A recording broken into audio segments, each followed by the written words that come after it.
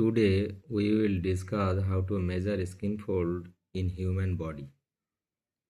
In this test, skin fold calipers is used to measure the thickness of fat from various parts of the body.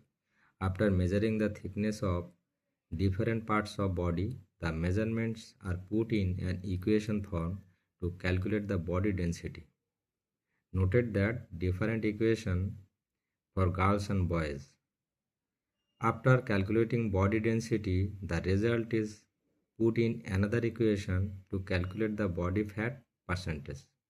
All the measurements must be done on the right side of the body and must be noted in millimeters. Men or boys measurements. The following three parts are measured for men or boys. A for abdominal skin fold, B chest skin fold, C arm skin fold.